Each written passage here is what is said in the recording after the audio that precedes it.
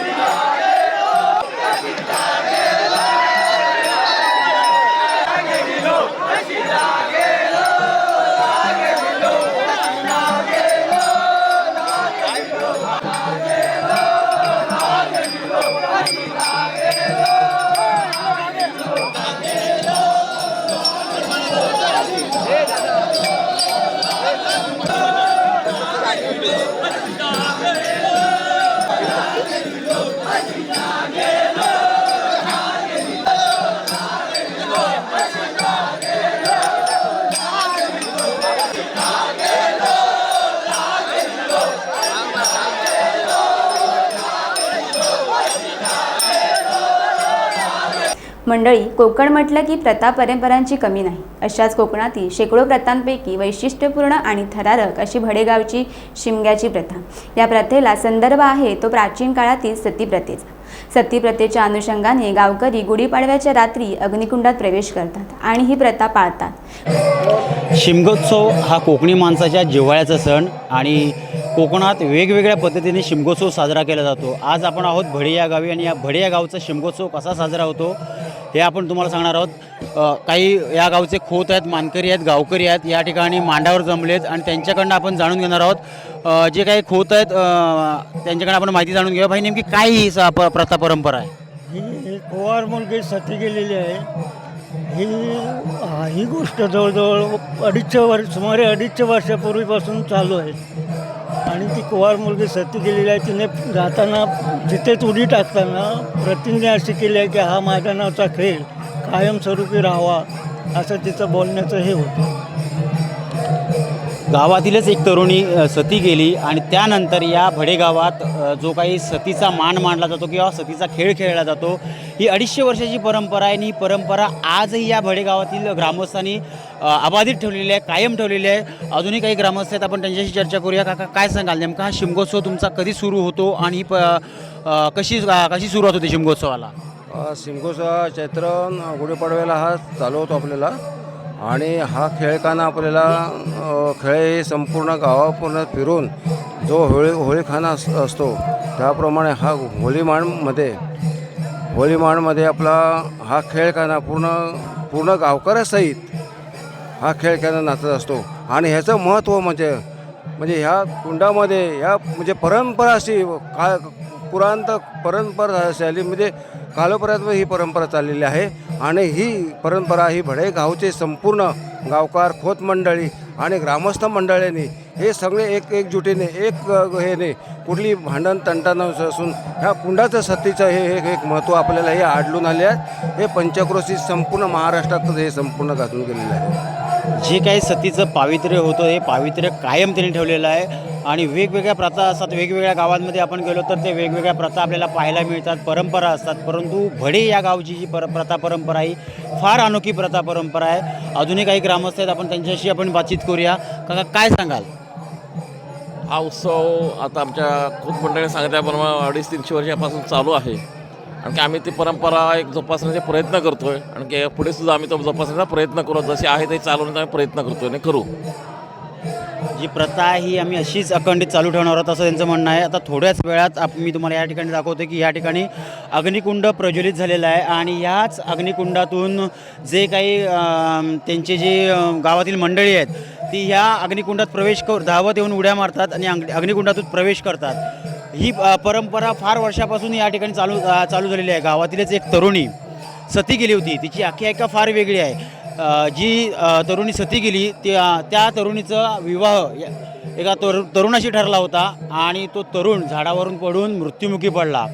त्याची बातमी त्या तरुणीला समजली आणि त्यानंतर तरुणाचा मृत्यू ज्याच्यासोबत लग्न होणार होतं, विवाह होणार होता, त्याचा मृत्यू झाला। ही बातमी कळल्यानंतर त्या तरुणीने या ठिकाणी अग्निकुंडात स्वतःला हे केलं होतं, सती गेली होती आणि त्यानंतर सती जाताना तिने पण केला होता की माझा मांड ही मांडाची परंपरा आहे किंवा माझा जो खेळ आहे हा कायमस्वरूपी असाच चालू राहायला पाहिजे. आणि तिची जी प्रतिज्ञा आहे ती भडेगावातील ग्रामस्थांनी कायम ठेवली आणि 250 वर्षाची परंपरा आजही या ठिकाणी आपल्याला पाहायला मिळते. कॅमेरामन दीपक मोहितेसह प्रशांत पवार, टाइम्स डिजिटल, भडे, लांजा, रत्नागिरी. कोकणात बऱ्याच ठिकाणी गुढीपाडव्याला शिमगोत्सव संपतो. त्या दिवशी खेळ्यांची होळीच्या मांडावर उठवणी होते. मात्र भडे गावातील शिमगोत्सवाच्या सांगतेची रंगत काही औरच. फार अतिसुंदर. ऋषीमुनी, या आपल्या गरीब आश्रमात अशी पंचपक्वानाची व्यवस्था होईल असं आम्हाला वाटलं देखील नव्हतं. यासाठी इंद्रदेवाने दिले आहे. ऋषीमुनी, माझी आपणास एक विनंती आहे. बोला राजन. हे म्हाताऱ्या, एक तर मला काम करू दे, नाही तर स्वीकार आणा.